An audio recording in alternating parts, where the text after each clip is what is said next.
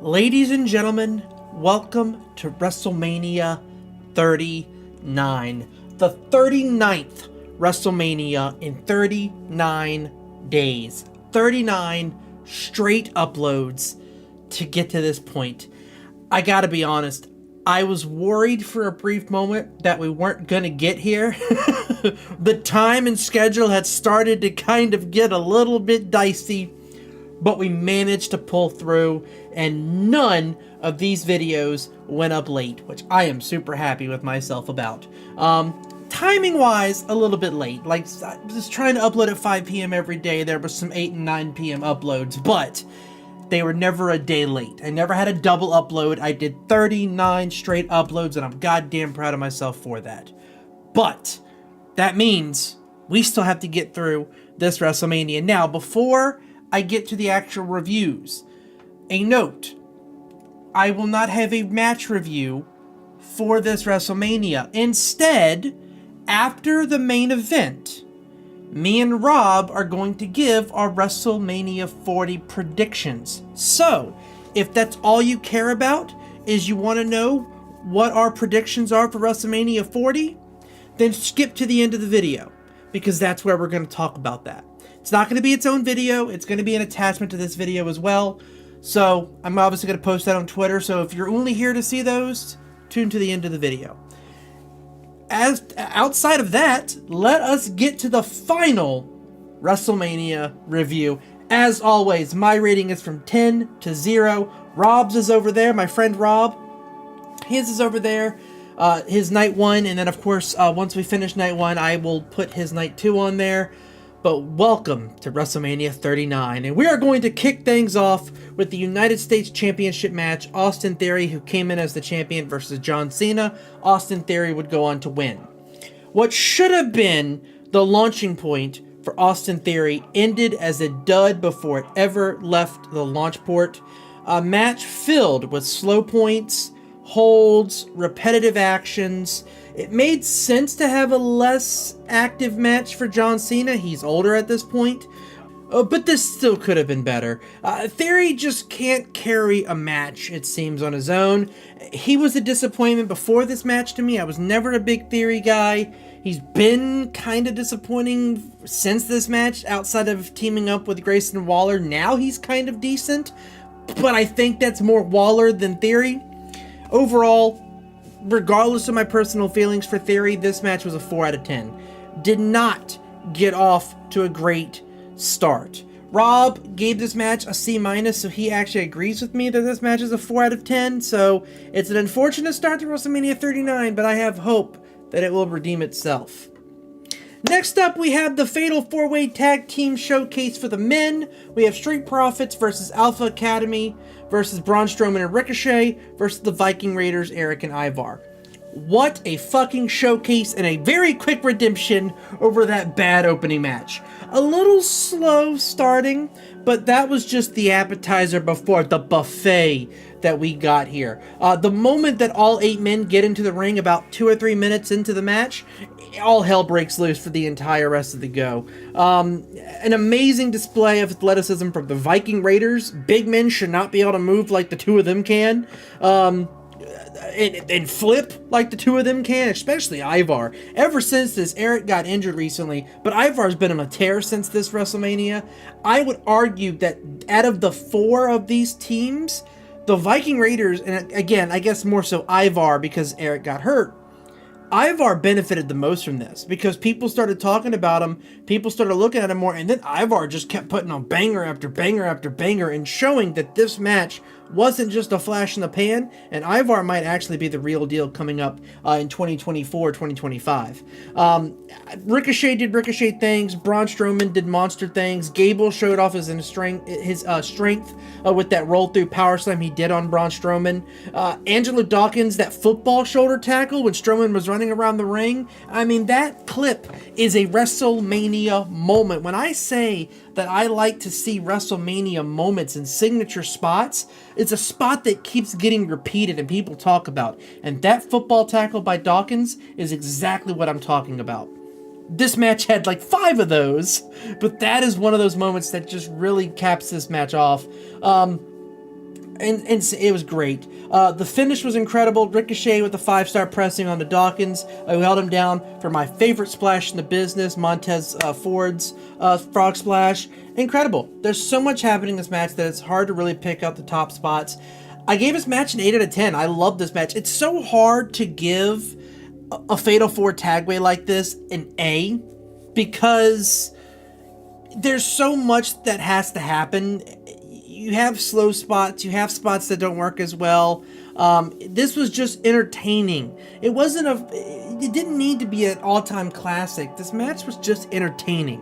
So I gave it a B, a high B, an 8 out of 10. Rob actually agrees with me on this. He gave it an 8 out of 10 as well. So that's where it's going to go. There's nothing wrong with an 8 out of 10. Like, this is like where people like, oh, I gave a game a 7. You must think it's bad. No, it's still a fantastic match. It's just not a 5 out of 5 star match. That's completely fine. Not every match is going to be. 8 out of 10 is perfectly fine for this match, I think. Next up, we have Seth Rollins versus Logan Paul with KSI as a guest appearance here. Speaking of wrestlers that shouldn't be as good as they are, Logan fucking Paul, man. He should not be this good, but he is. Him and Rollins burned this match to the ground, no pun intended, with Seth Rollins' theme song. Amazing chemistry, which you would hope given that Logan heavily rehearses a lot of these big matches. Great back and forth. Good to see Logan Paul actually having to carry for a spell and not actually just get carried himself. He had a control segment here where he actually had to put all the offense on Seth. They gave him that opportunity to show that he could do it, and he did it. It definitely showed that he can convincingly hold his own, which is why he's currently the U.S. champion. Amazing spots, Logan pulling out the movesets from the closet with the GTS, the frog splashes, Maverick lariats. KSI being the goofy Prime Bottle mascot reveal was fucking hilarious. Him taking the Logan Paul table spot was an amazing scene. I thought it was great that KSI took that bump. The finish was rapid, and the match from start to finish was extremely fun. It was entertaining. It showed off how great both wrestlers are. Yes, wrestlers. Logan Paul is great. And this match did something that most matches struggle to do, and that's make both wrestlers look better after the match is over with. And for that fact alone, I gave this match a 9 out of 10. This is an incredible match. I love this match from start to finish. Again, I thought it made every single one of these two look amazing. It set them up for the success that they would have. They're both now champions going into WrestleMania 40. Rob gave this match a B, which is going to be a 7, so it's going to end up averaging out to that 8 out of 10 spot, the same spot I gave the 4-way match. Again, as I said, there's nothing wrong with an 8 out of 10. I thought it maybe deserved an A. Rob didn't. That's fine. That's why we both review these. 8 out of 10. Next up, we have the 6-woman tag match between Becky Lynch, Lita, and Trish Stratus versus Damage Control, Bayley, Dakota Kai, and Io Sky.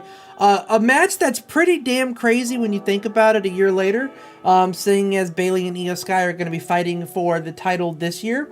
But this one right here, far too long of a match. Lita just ain't got it anymore. Trish needed about a month to knock off the rust, and honestly a little bit more. She really only had one great match in her second run, and that was the cage match with Becky Lynch.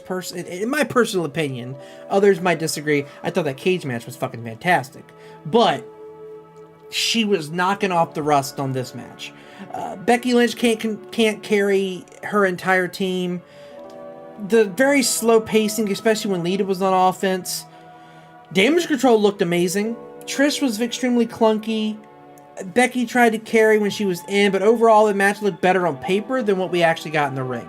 It happens, especially when you have two legends in the match. You expect it to be a little bit of a slower bout. 5 out of 10. It wasn't absolutely dreadfully, disgustingly terrible, but it also wasn't great, and it also really wasn't a WrestleMania match to me. Outside of, obviously, the scene of Lita and Trish Stratus back in a WWE ring. So, Rob agrees, gave this match a C as well, so it is going at a 5 out of 10. Again, nothing wrong with that given what we got, but definitely expected a little bit more. Next up, we have Rey Mysterio versus Dominic Mysterio, the long-awaited father versus son match. Not so much excited for the WrestleMania 40 bout, since it's effectively running it back just with a tag team partner. There was a lot more I feel like they could have done with the WrestleMania 40 match coming up. But this match had an amazing payoff to one of the best stories going into this WrestleMania. Great chemistry, which I'd be damn upset if they didn't. They're father and son. Rey Mysterio helped train Dominic, for Christ's sake, so I would hope they have great chemistry. Exciting to watch Rey get revenge on his son for punking both him and his mom and his sister for weeks, and Rey for months, really. These two looked amazing. They obviously have very similar movesets, and this was the best Dom has looked his entire career. Rey sold his ass off for his son. The belt to ass spot was hilarious, where he's spanking him in the corner when he's trapped in the corner there. And even though he lost this match, again, just like that 4-way tag match and just like Logan and Seth, this match pole vaulted Dominic Mysterio. He became the top heel in the business because of this match, and he is still one of the top heels in the business now. This match was a launching point for his career.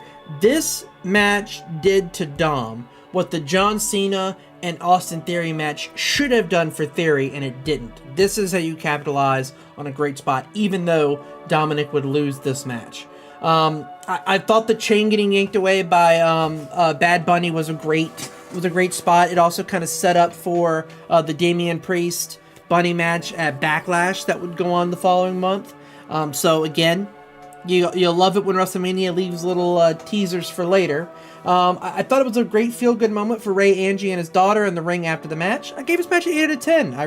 I was just absolutely floored at how good this match was. Rob agrees, gave this match a B, so once again, another 8 out of 10 match on this card.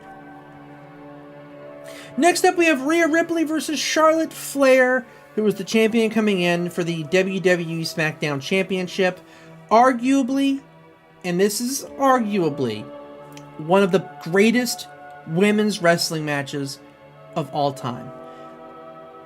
You would be hard-fought to find a true contender for a better match, because every other contender for top women's match, Sasha, Bianca Belair, the main event match, well, that included Ronda Rousey, so by default that can't be a part of it.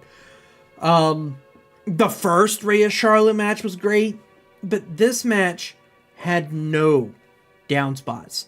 What looked like botches ended up apparently becoming just overselling, like it was just like committing to the move. It wasn't a botch. It was just, I'm taking this boot to the face. I'm going to flip and land on my head. Like, they just fucking did it. Kicks, punches, insane movesaults, splashes, finisher submissions. The match had everything. They tore this entire building down and then built it back up again. Just insane how well these two competed. Seeing where both have come since their Mania 36 bout is crazy. If you guys recall, these two fought back at WrestleMania 6, as I mentioned. Both look 10 times better now than they did then. Charlotte Flair cemented herself as one of the GOATs. Rhea Ripley is quickly ascending the ladder as of this match. The super riptide off the top turnbuckle was a thing of beauty. I can't recommend this match enough. This match is a 10 out of 10. There's no way you can give this match less than a 9 at worst. But even still, this match is a 10 out of 10. It is an all-time classic. It is absolutely a must-see if you are into women's wrestling or if you're into wrestling in general. I would argue this is a top 10 match of all time, and I truly stand by that statement. Man or women, this is one of the best matches of all time. You must see this match if you were a fan of wrestling, and I stand by that point. Just for the record, I bought a Rhea Ripley t-shirt because of this match. Everyone clowns on me now for being a Rhea Ripley super fan. I was not a super fan before this match. I was there. I liked her look. I'm into the gothic look.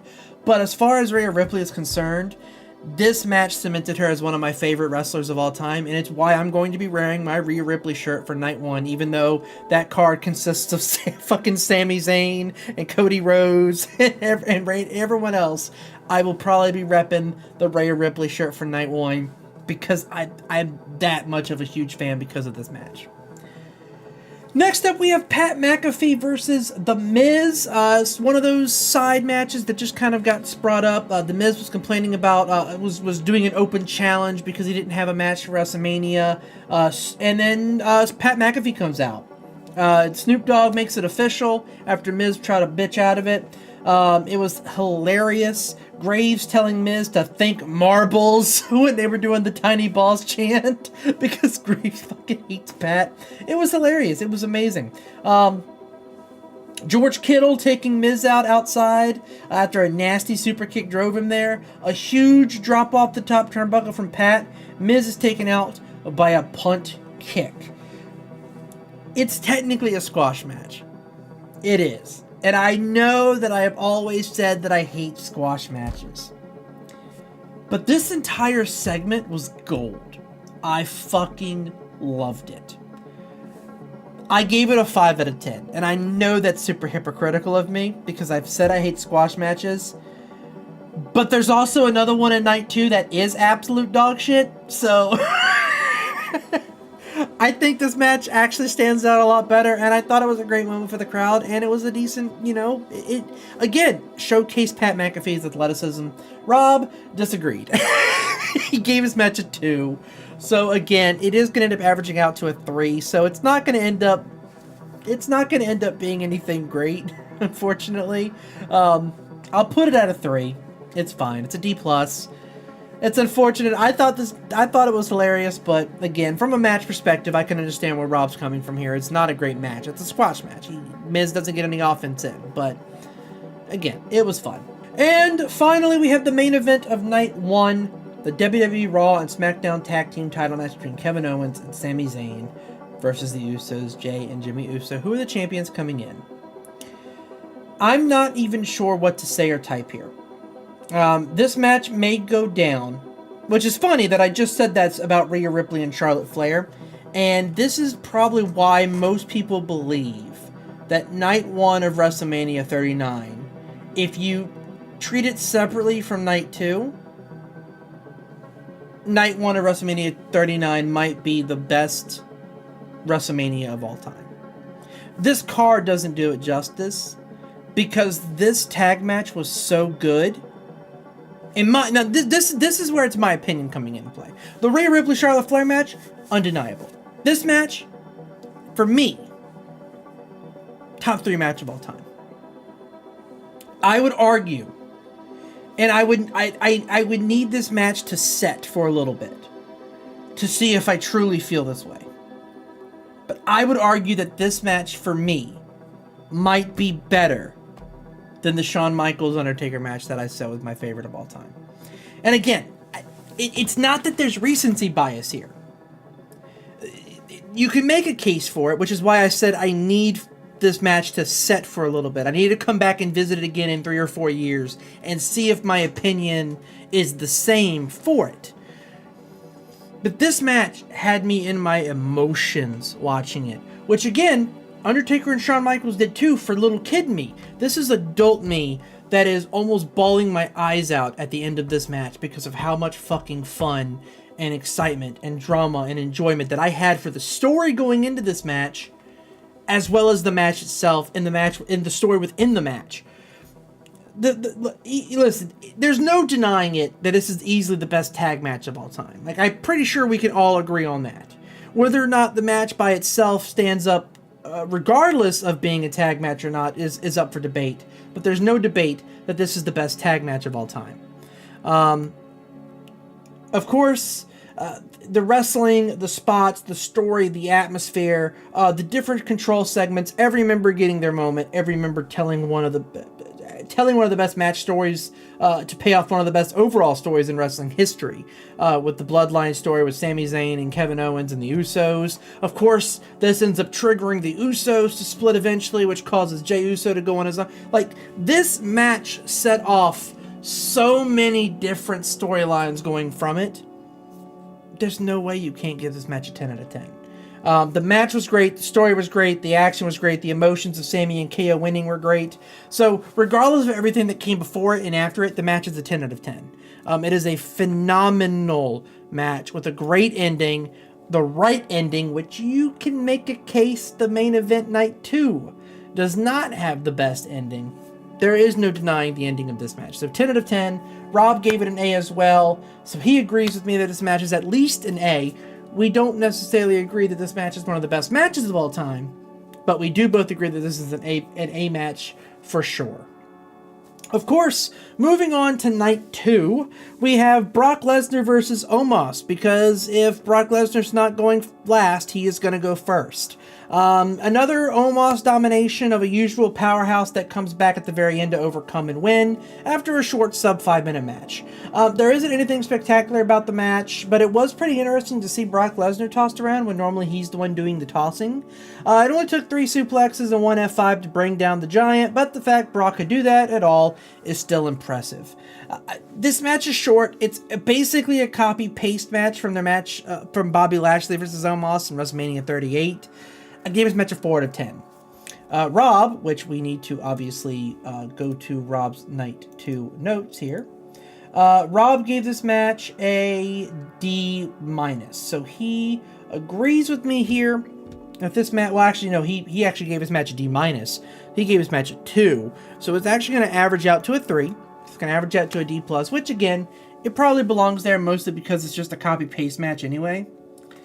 But not the best match. Not the best match at all, unfortunately. Which again, it's unfortunate because this card has been stacked so far, and this isn't a spontaneous match like Miz and Pat McAfee was. This was a legit match that just didn't work. And we're going to follow it up with another one that is somehow worse, in my opinion. We have Ronda Rousey and Shayna Baszler versus Chelsea Green and Sonya Deville versus Liv Morgan and Raquel Rodriguez versus Natalya and Shotzi. There's only 2 notable spots in this entire match.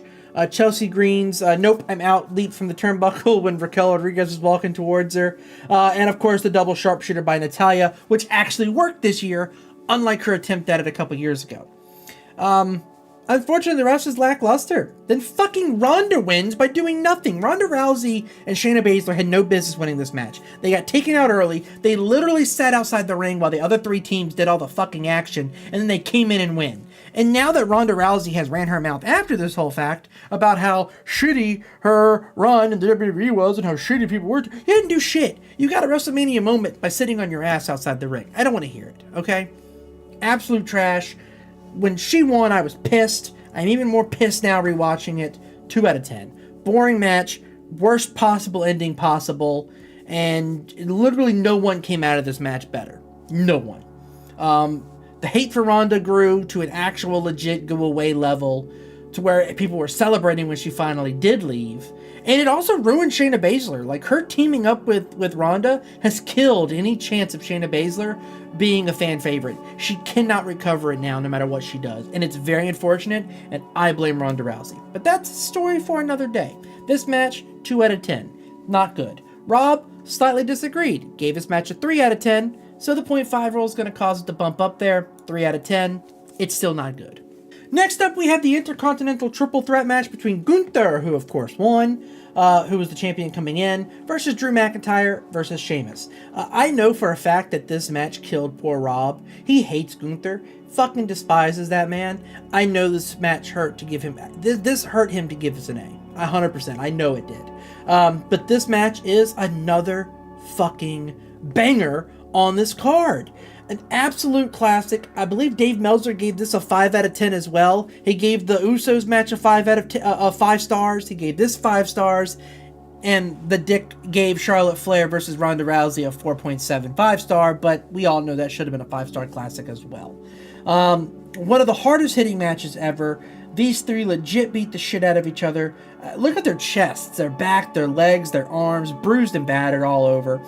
All 3 men shine brighter than they ever have. The back and forth of each wrestler being in control was amazing. The absolute breathtaking back and forth between Sheamus and Drew McIntyre after they effectively knocked Gunther out. The insane out of nowhere splash by the aforementioned Gunther, powerbombing Sheamus onto Drew, who got his own powerbomb for the finish. Everything was flowed. Everything was fluid. Everything flowed great. Amazing. There's so much to say about this match. It's a classic. It's one of the most talked about matches for a reason. There's a reason that Gunther is now considered one of the best in wrestling, not just WWE. And of course, Drew McIntyre is back in the public opinion now as well. Sheamus probably would be, but he got kind of banged up and hurt towards the back end of the year, so he's out right now. But even still, an absolute classic of a match. It's a 10 out of 10. There's no arguing against it. It's an absolute 10 out of 10 match. And the fact that this WrestleMania has had 3 is going to make my statement after this is all said and done something that might actually not be that hot of a take when it gets down to it. Following that match, unfortunately, is the WWE Raw Women's title match between Bianca Belair, who is the champion coming in and would retain, versus Asuka, who is still yet to get a WrestleMania win. Based on the card that she's on this year, probably not going to get it this year. An excellent back and forth between two of the premier women in the business. A little clunky at parts, but the ending was a little bit slow, at least slow developing. It was a very powerful ending. The missed, no pun intended. The failed KOD into the Asuka lock, which Bianca Belair powered out of to hit her into another KOD that won the match. It's definitely not Bianca's best match. It is arguably Asuka's best match, though, so that's a good sign. It also could make the case that Asuka brought Bianca down a little bit, but I don't want to say that too loud because Asuka's been fucking fantastic. But unfortunately, as far as WrestleMania is concerned, Asuka's matches haven't been the best. This one, however, was absolutely amazing from her. The exchanges were fun, albeit a little bit slow between them. I gave this match an 8 out of 10. It's still a good fucking match. As you can see over there, Rob agrees, gave this match a high B or an 8 out of 10 as well. So he agrees with me that this match was fantastic. So this isn't just my opinion putting all of these matches at the top of this card. These matches are legitimately fantastic.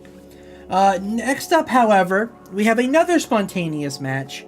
Snoop Dogg versus The Miz. Now, here's the thing. It was supposed to be Shane McMahon versus The Miz, which probably would have still fucking sucked. However, Shane McMahon jumped over The Miz. He had a father-like son moment and blew out both his quads.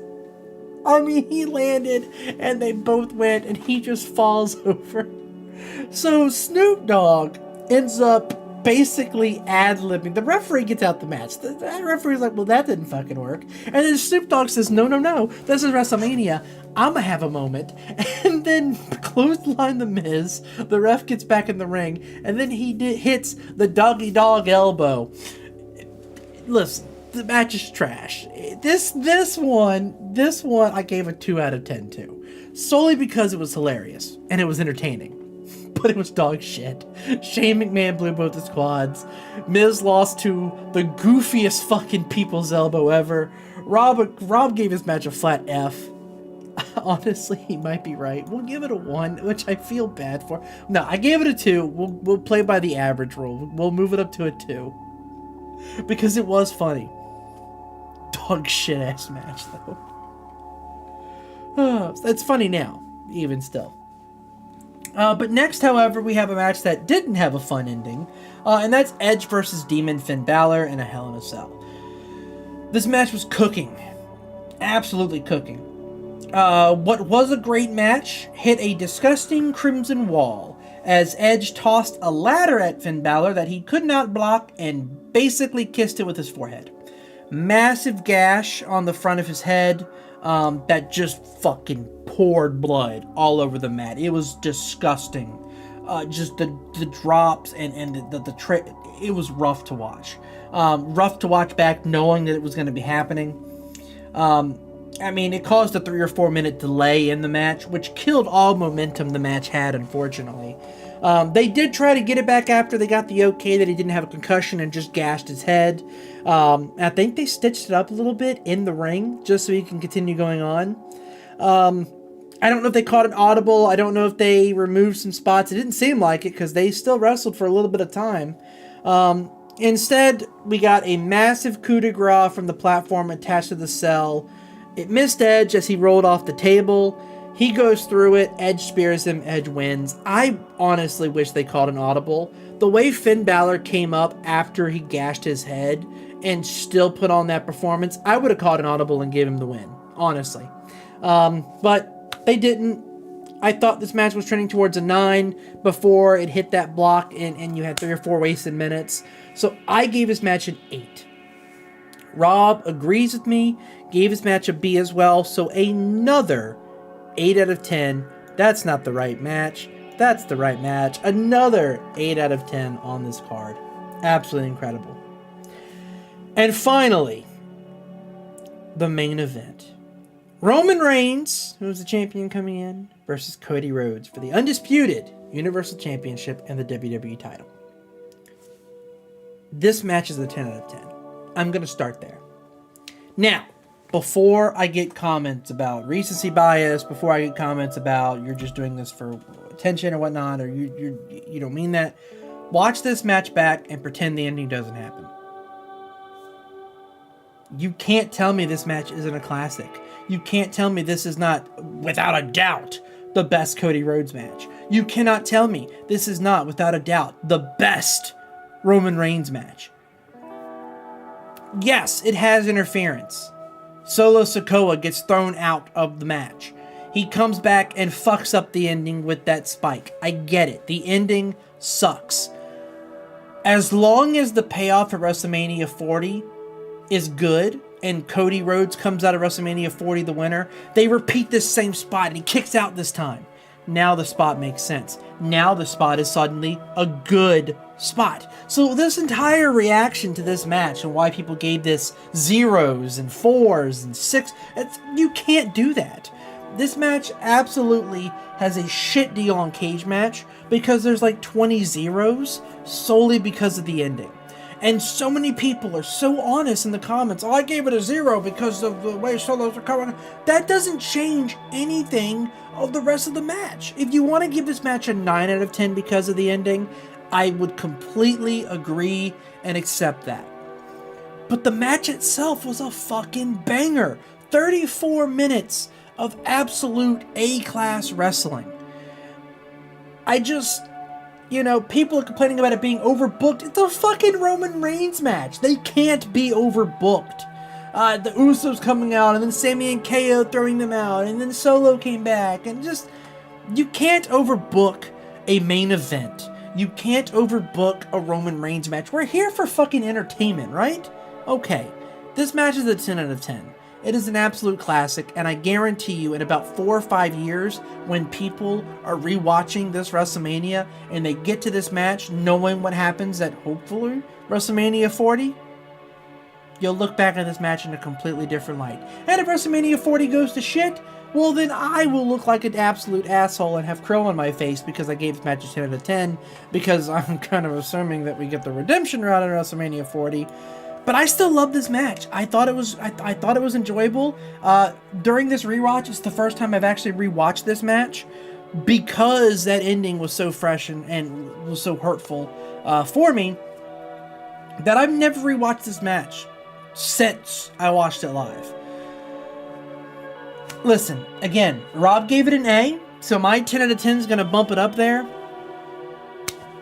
Listen, I do not think that it is recency bias, and I do not think that it is unfair to say that this is the best WrestleMania of all time. I have now watched 39 WrestleManias. I watch a 40th one in 2 days from recording this video. 1 day from this video going up. This is the best overall WrestleMania from top to bottom. Look at the 8s. Look at the 10s. Yes, you're going to have stinkers. WrestleMania 40 is going to have stinkers. Every single WrestleMania that I have watched, from 1 to 39, has had stinkers. None of them have had 4 10s. Very few have had more than one. And over half of them didn't have a single 10. This is the best WrestleMania of all time. But don't let me tell you. Let's actually calculate the number. A 6 4.67 is the overall average for this WrestleMania. You're not going to get better than that. Had these two Miz matches not happened, you'd be easily looking at a 7 out of 10 average on this one. Absolutely be looking at at least a 7 out of 10 overall average. This is the best WrestleMania, guys. Like, I understand, like, so many people are going to claim it's recency bias, but I've literally watched 39 WrestleManias. None of them were more exciting or more fun to watch than this one. So, again, 5 years from now, 10 years from now, maybe I feel different. Maybe WrestleMania 39's been deseeded. Maybe some of these matches slide down the ratings a little bit.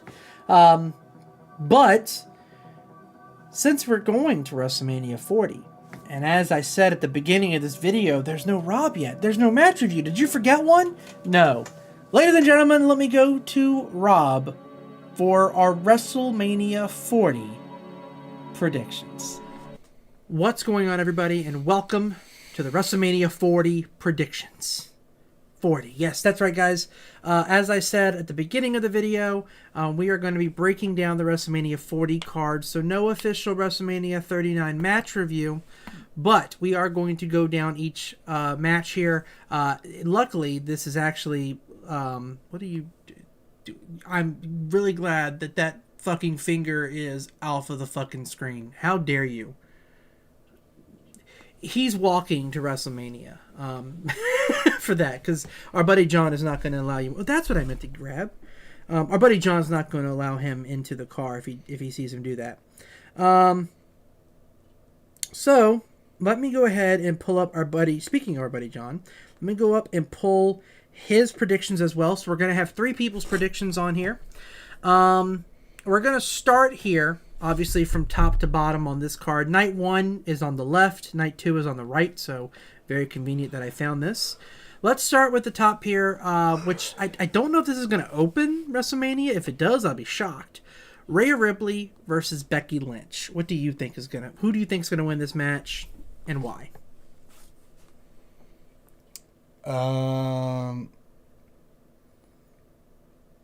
So I think Rhea Ripley is gonna win. Okay. Because, you know, like most of the Divas roster, they say that she hasn't done much, or, you know, that's what the storyline is portraying. Because she's so involved in the Judgment Day, and they're gonna give it to her because she quote unquote needs it. I actually fully agree with you. I think Rhea Ripley needs this win for her title reign to be taken seriously. Obviously, her title reign has allowed her to gain a lot of power. There's no secret to that. Like, the titles do more than just be titles in Triple H's WWE. It's just how it is now. If you don't have the title, you don't have any power in the WWE. That is how Triple H has established this. So the title is still important, whether she's defending it or not. But she needs this win, so I think Rhea Ripley's going to get it. John agrees. John also says Rhea Ripley will win this match. So all three of us are voting Ripley. Next up here, we have the 6-pack ladder match for both Raw and SmackDown titles, and they have emphasized that a lot lately, so I don't think it is a far cry to say we will have split titles after this is done. Who do you think wins the Raw? Who do you think wins the SmackDown? Raw's gonna be DIY. You think DIY? And then who are the SmackDown? Well, it doesn't matter. Whoever wins, it's going to SmackDown. Oh, yeah, I guess. Whoever wins the SmackDown titles is going to SmackDown. It doesn't have to be. There's only 2 SmackDown teams, and then Damian Priest and Finn Balor are both, because they have both. I think Technically, to answer your question, A-Town Down, which is Austin Theory and Grayson Waller, and New Catch Republic. Bates and... They ain't gonna fucking win. I don't know. They might want to push the 2 of them, but I don't think they'll win. I think R-Truth and The Miz are gonna win. So you think it's going to be DIY and Awesome Truth?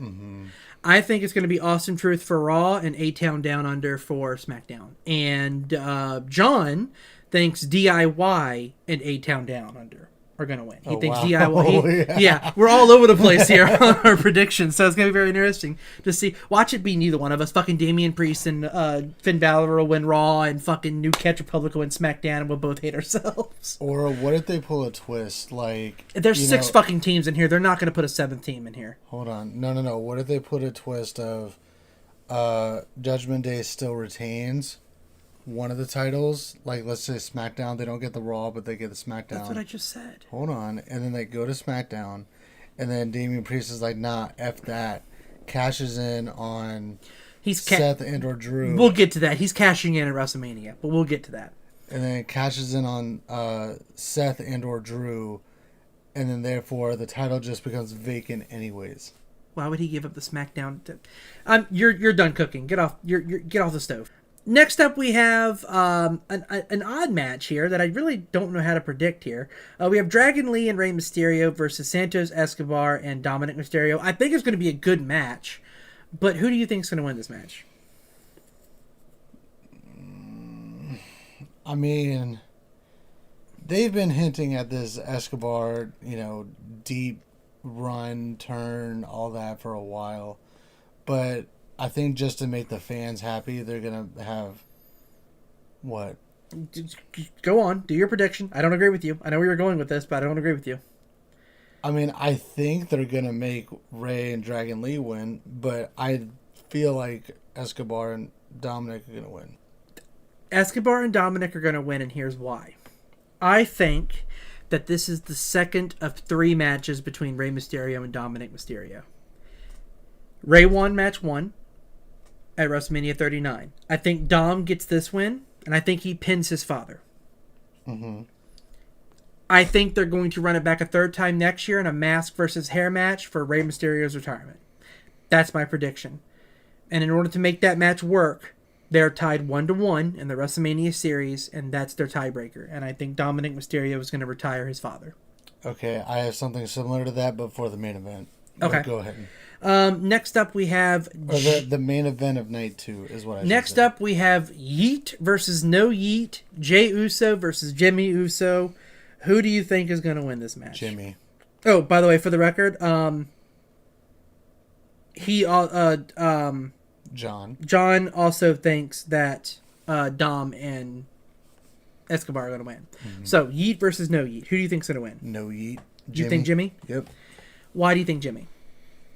I mean, they friggin' shot Jay all the way to the moon, and they really did nothing with Jimmy's character. I disagree, but I understand. Look, the little things really don't matter. The little things do matter when it comes to a character. His character is perfectly fine. Whether you like the storyline he is in is completely different, but the character Jimmy Uso is fine. Nah, because he's a funny heel. He's a goofy heel. He turned and then he went back to the bloodline. There's reasons for it. You just have to listen to his theme song. His theme song tells you why he went back. On a side note, his theme song ain't even that great. But that's my opinion. We are gonna fight at WrestleMania this year. Anyway, John agrees with you that Jimmy Uso is gonna win. I disagree. I think Jay wins, and here is why I think Jay wins. Jay doesn't need it. Let me finish. There's a lot of heels are going to be winning night 1. I think you've got to have a face win a match on here. So that's one thing. 2, Jimmy Uso in kayfabe, in storyline, has taken so much from Jey Uso. He's cost him the tag titles. He's cost him the World Heavyweight Championship. He's cost him the Intercontinental Championship. And he would have beat Gunther. There's no denying that. Gunther is done. He is done if Jimmy Uso doesn't fuck him. Jimmy Uso has literally taken every single potential achievement away from Jay. I don't think this is Jay getting his revenge. And this is Jay getting his retribution on Jimmy. I think Jey Uso wins because of that. I understand the reasoning for making Jimmy win. Giving Jimmy that bump and pushing him a little bit further. Completely get it. I still think they're going to give it to Jay.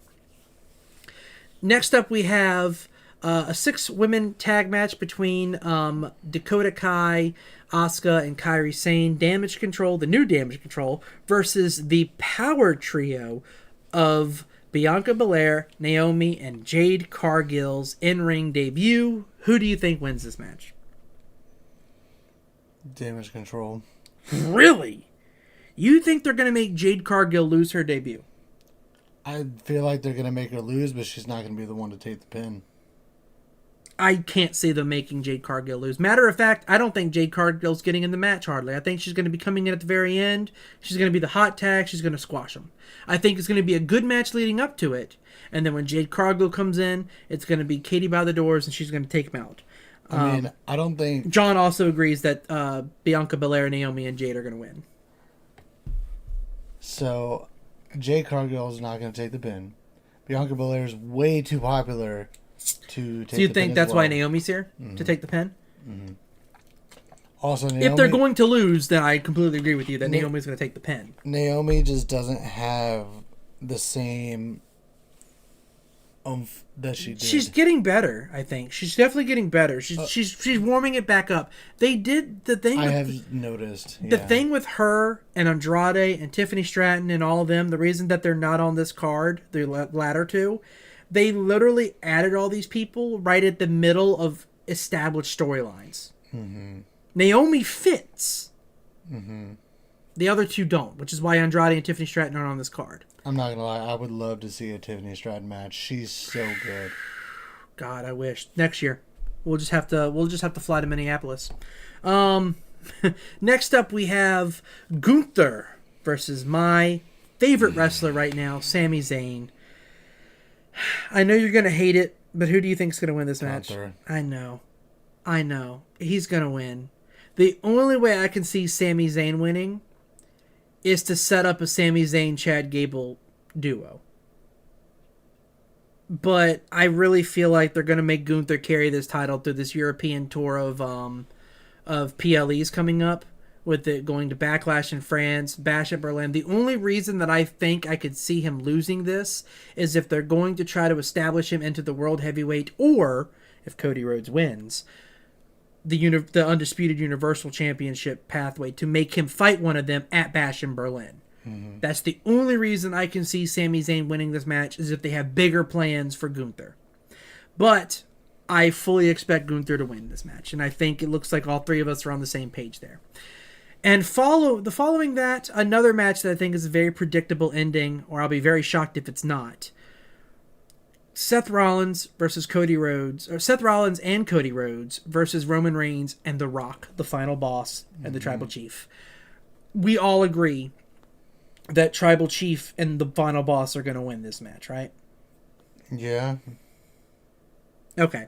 Because if the way the stipulation works, for those of y'all that don't know, if they win, the Night 2 main event, Roman Reigns versus Cody Rhodes, is Bloodline Rules. And I just can't see them adding that stipulation if the plan isn't for Rock and Roman to win Night 1. I don't know who's taking the pin. I did have a thought. I'll let you finish, but I do have a thought. You go ahead. Go ahead, because I'm done. Okay. So let's just say, for whatever reason, Cody and Seth win. Mm-hmm. The only way I can see them winning Night 1 is if all the chaos happens Night 1. But I can't see I can't see them. Pardon the phrasing here, but I can't see them blowing their load Night 1.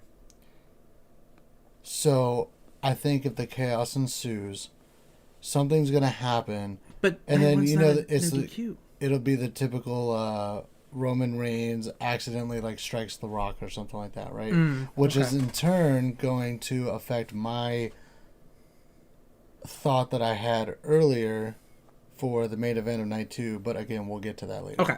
So let's go with the Night 2 match here. Seth Rollins versus Drew McIntyre. Who do you think is going to win? Drew.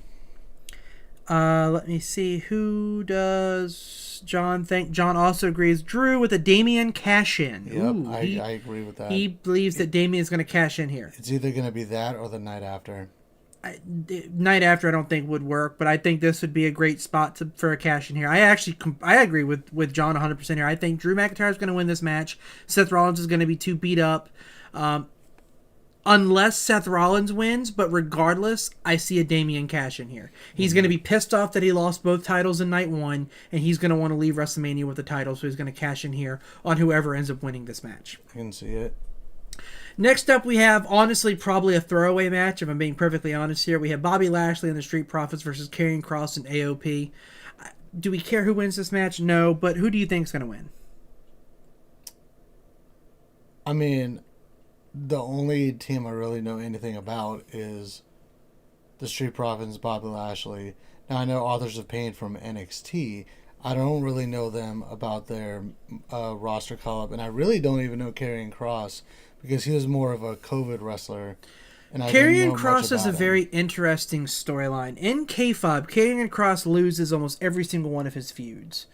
But everything that he said he was going to do ends up happening. He feuded against Shinsuke Nakamura. Shinsuke Nakamura lost his honor and turned heel. He was feuding with AJ Styles. AJ Styles has lost his honor, turned heel. He feuded with Rey Mysterio. Rey Mysterio lost his United States Championship to Logan Paul. Every single person that Karrion Kross has feuded with, their career has turned negative to some degree. So he loses every match, but in K-Fob he ends up winning. So he can still continue his storyline. But I think this... John actually thinks Final Testament, which is Karrion Kross and AOP. John actually thinks that they are going to win. I can see it. I think they may actually give Karrion Kross a WrestleMania moment. Do I think this match is going to be good? No. Karrion Kross isn't that good. Bobby Lashley's too old. Street Profits aren't going to be able to carry this match. But I can see Final Testament winning this match. Street Profits got their moment last year. They don't need two in a row. Next up we have LA Knight. Speaking of someone that needs their moment, LA Knight versus AJ Styles. Who do you think is going to win this match? LA Knight. LA Knight, yeah. He needs it. I think this is your chance to give him a moment. You know, you're not giving him a title. You made him lose to Roman Reigns. You made him lose in Royal Rumble. You got to give him one. AJ Styles doesn't need to win. He's already a made man. This feud is actually really hot. And that crowd is going to go fucking berserk if LA Knight wins. The only reason I could see AJ Styles winning this match is if they want to make him one of the top heels. Because if he beats LA Knight, he is going to get booed out of the building.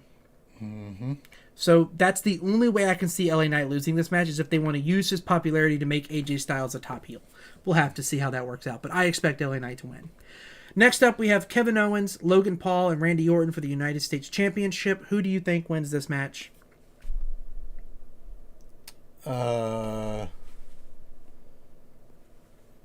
yeah, John, I don't know if I said this, but John said LA Knight as well.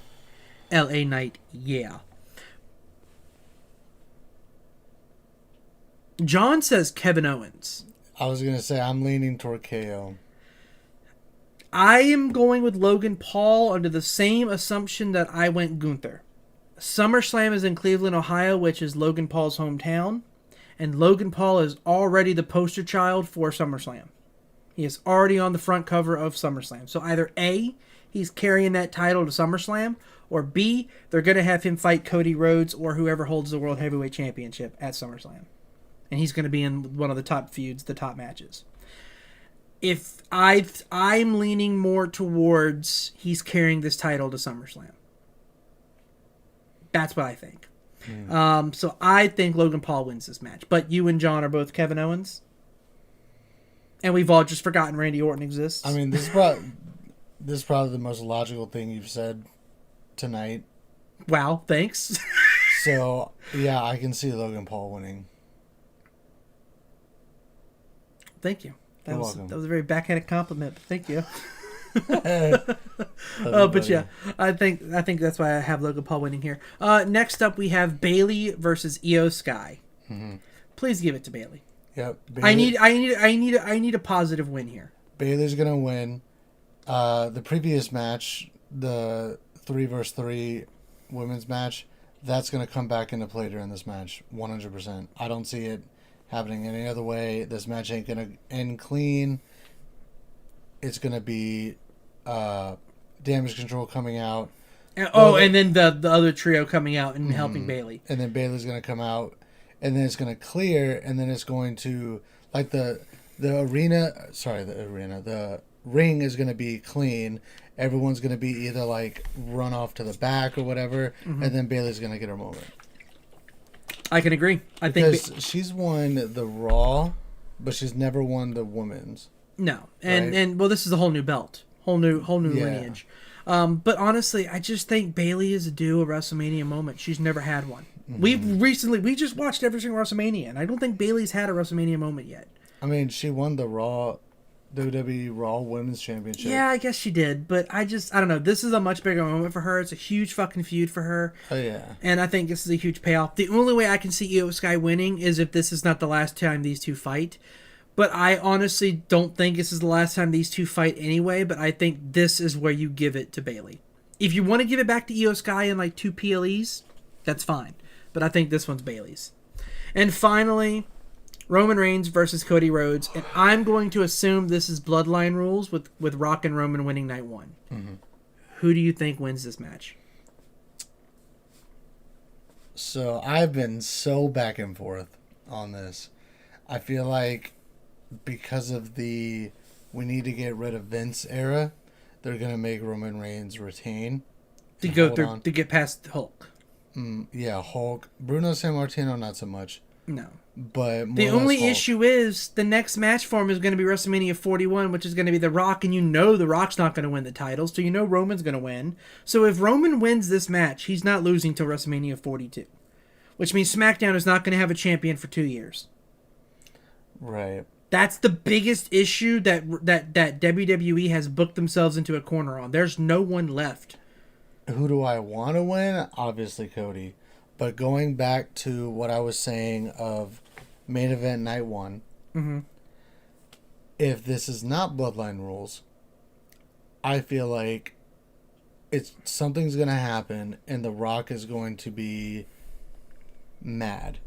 And he's going to cost Roman, make Cody win, and then The Rock and Roman are either going to face off at Crown Jewel or SummerSlam or another big main event, right? I mean, not main event, PLE, right? Now, the reason why I also kind of thought about that is, you know, The Rock came in and said, do you want me to eat at the head of the table? And then they kind of brushed into it, but then, you know, the whole press So much shit has conference changed since then, though. Right, but that doesn't mean that, like, it can't come back into light in some way. Right. You know what I mean? But that doesn't need a title. They can fight for the head of the table at WrestleMania 41 without the title. Right, that's what I'm saying. I think it's going to be Cody Rhodes, and I think this match is going to be the most overbooked match of all time, and it's going to be glorious. And when the glass shatters, I will ascend to the heavens. Yeah, I mean, that's another thing. I don't think you understand, okay? I want you to know right now. This is for anyone that sees me at WrestleMania, and for you especially as you're sitting next to me. I'm jumping out of my seat if the glass shatters. I may fall into the roll in front of us. I'm leaping out of my chair if the glass shatters. At the end of that, at any point in that match, I'm going to cry. I'm going to lose my shit. I'm going to scream. I took Monday off for a travel day, but I also took it to regain my voice. Because I am fully expecting the glass to shatter, almost to the point where I'm going to be disappointed if it doesn't. That's another thing I thought about, because I saw TikTok. I'm talking about Stone Cold, by the way, in case y'all couldn't tell that. I saw a video of Stone Cold saying he got like an Easter basket full of beers or some shit, and then how he's like training and everything. You know, like social media is going on the deep end, on the deep dive for all this, and that is the only way I can see Stone Cold coming back is to fuck up The Rock. You know, 100%. There's no other reason for him to come back, but he comes back all the time. Rules. Yeah, 100%. Now it'd be fucking crazy if, you know, all the chaos ensued night one and then he came out. But that's blowing the load too early. What if Stone Cold, because you remember how there's that mystery match? What if Stone Cold came out night one? Hold on, let me finish. I know what you're about to say. You're about to say Stone Cold versus Rock. Yes. I got flamed on Twitter to the point where I deleted the tweet. So many people were attacking me because I said that. I have never been flamed so hard on Twitter in my entire life to the point where I flat out deleted the tweet. I was called so many names for making that. They're like, no, they're not going to do that shit unannounced. They're going to fucking use, that's a headline. That's a headline. They're not going to. I got fucking called so many names for making that tweet. It's a headline, and I get what fans are saying about that because Stone Cold turned down a match with Brock Lesnar because it wasn't a headline match at WrestleMania. But you got to remember, this is when Stone Cold was in his fucking prime. Stone Cold ain't in his prime now. The Rock ain't in They're their not prime gonna, either. but that's not gonna be a random spontaneous. That's not gonna be a fucking Miz versus Snoop Dogg match. I think the mystery slot is going to be Joey Swole versus I mean, Kevin Austin Owens Theory or something like that. Wasn't Kevin Owens versus Stone Cold a mystery? No, that was a main event night one Kevin Owens show that turned into a match, but everyone knew it was going to turn into a match. The main event of night one of WrestleMania 38 was the KO show with Kevin Owens and Stone Cold. And then at the KO show, he challenged Stone Cold to a match. But everyone knew that it was going to happen. What they didn't know was that it was going to become a 13-minute match. They thought it was going to be like a super quick squash match, and yay, WrestleMania Night 1's over. But it became an actual legit match, which is why everyone loved it so much. That was a legit 13-minute match for Stone Cold. Anyway, I don't want this to go on for too much longer. This entire thing is about to become an hour-long video, and I still have to edit it tonight. So, I would love to hear your comments on WrestleMania 20. Leave them down below, and we will see you after WrestleMania 40, not 20, 40. We will see you afterwards to see which one of these predictions were correct in a WrestleMania 40 review that will go up sometime next week when I want to look at my editor again. And the Liberty Bell goes, ding! Please go back to me. And there you have it, guys. I also talked about our friend John's WrestleMania predictions there. So you got 3 people's predictions to go off of. I would love to hear your comments. Do you think recency bias is the reason that this WrestleMania has been viewed so positively by me? Do you think this WrestleMania is the best WrestleMania of all time? What is your favorite WrestleMania? And what are your predictions for WrestleMania 40? I'd love to hear all your stuff in the comments. This is definitely going to be the longest WrestleMania review, mostly because it's the one I have the most to talk about. But anyway, guys, I will see all of you guys next time. But it won't be tomorrow. It'll probably be Monday. Honestly. I don't know when I'm going to get my WrestleMania 40 review up. I am going to be doing that. Of course, it's going to be based on what I see from the crowd. But I will see you guys then. And I return to streams on Monday, April 8th. So obviously, if you're watching this video way after that, catch me on Twitch. That's where you'll find me mostly. I will not be uploading daily anymore. I will try to upload weekly, but I may take a week off after I get the WrestleMania 40 review because I'm tired of looking at Sony Vegas. I've looked at this bitch for over a month and a half now. I'm done. At least for a while. But I'm not done streaming. I miss gaming. I can't wait to get for that. If you've been following me for wrestling content, I will continue to put wrestling content out there. Listen, guys, I cannot thank y'all enough. This entire project has been super fucking successful. Thank y'all so much for tuning in for 39 WrestleManias in 39 days. And I can't wait for you guys to see what I've got cooking on the horizon. Both wrestling content-wise, gaming content-wise, stuff with my friends. I miss them. I haven't seen them in a month and a half. They're going to be so thankful to hear my voice again. And I hope you are too. Until then, guys, have a fantastic night. And I'll see you at WrestleMania 40. Peace.